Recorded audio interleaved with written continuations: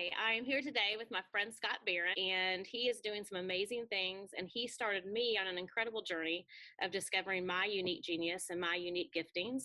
And so I wanted to spend some time with him today, asking him some questions, and I hope that we can all learn from him today. So thanks for being with us, Scott. Oh, Jenny, it is such a pleasure. I just love the path that you took and you intentionally chose to take in discovering your unique genius, and to see so many people go through that process. Man, it's rewarding. It's exciting. It really is just kind of a fulfillment of my genius as well. So thank you for the opportunity. Absolutely. And I have to confess that when you first offered the maximum motivation class, I didn't sign up for it. And Nancy Purdy, my principal, was like, Jenny, you're taking the class. And I'm like, huh? Like it wasn't even an option. And I know why. It was Jesus. I mean, he was definitely working through her. And it's been such an incredible, it's really taken me a number of years to kind of figure it out, but it's been so rewarding. And the reason that we're sitting here today and why I have a blog is because of that process. So thank you. Wow. Oh, my privilege for sure. And you know, that point that you just made about it does take time. And that's one of the hardest things that we've seen people struggle with is, you know, they want sort of an instant answer. And you know, finding your own personal genius, it does take a commitment to work through a process, and it is a journey. It's not something they're going to arrive at overnight. So if you're looking for sort of like a quick hit to try to solve some point of where you are in your life, this may not be it. It does take a commitment to work through that, and that's what we'll talk about here today. Yeah, and I think it's always refining. Like I look back at what I wrote even 6 years ago and what I wrote 5 years ago and what I wrote 4 years ago is a little bit different than what I'm writing currently. It's all in the same vein, You but better just, believe it. yeah, it's just different. So anyway, well, let's get started. I would love for you to share a little bit about yourself and what you are currently up to now that you're no longer head of school. Okay. All right. Catch us up on your life. Yeah, you know, I've been involved in education really my entire career, whether it was in more technology education or K-12 education, and now after about 2012, I'd started a company and decided to go full time with that.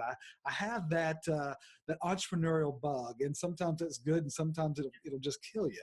But it's something that I have a real passion for, and starting something new, and of course, you know, what I discovered about myself is that my personal genius is reinventing people and organizations. I love that because it's really about giving hope when sometimes it feels like there is no hope. And to me, that's really that's the story of the Bible. God's constantly saying, hey, you know what? I don't care where you've been. I really care about where you're going. Right? I care about the new decisions you can make. When he showed up in the burning bush before Moses and gave him specific direction, Moses said, "Oh, I can't do that. I got you, Moses. I know about all the past. I was there. I'm not worried about the past. Let's go forward, right?" That's what Jesus said to the prostitute brought before him was, you know, after everybody kind of dropped their stones and walked away, Jesus looked at her and said, you know, hey, go and sin no more, right?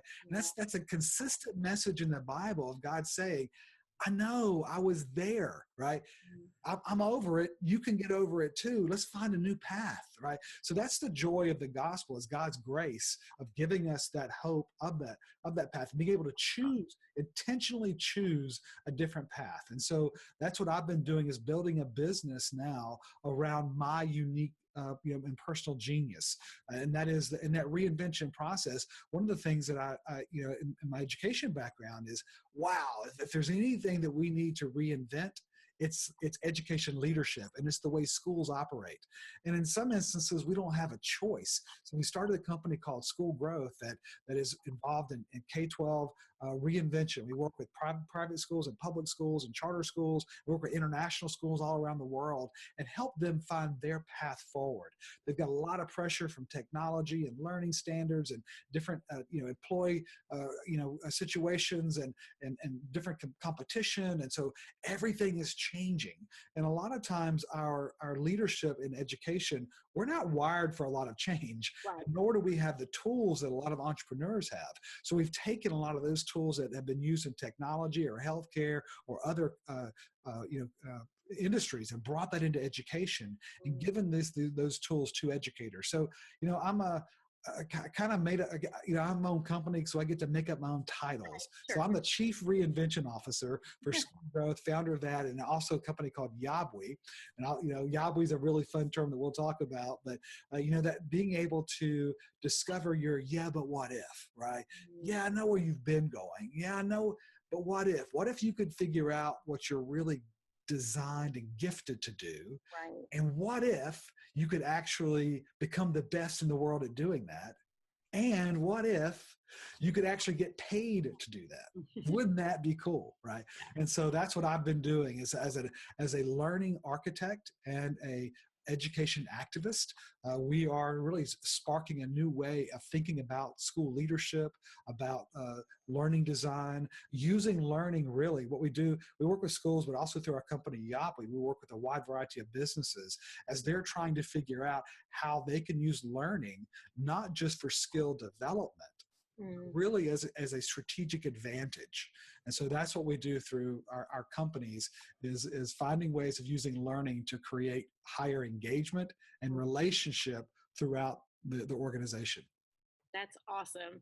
And I think it gives so much hope to people who probably feel very stuck. Like whether it's an organization or whether it's a person. I know in my own life, I felt kind of like, I know there's got to be more. I know that there has to be something in me that can be usable, but I feel kind of just stuck in the normal routine and mundane of everyday life. And so that's why I'm excited that we get a chance to talk.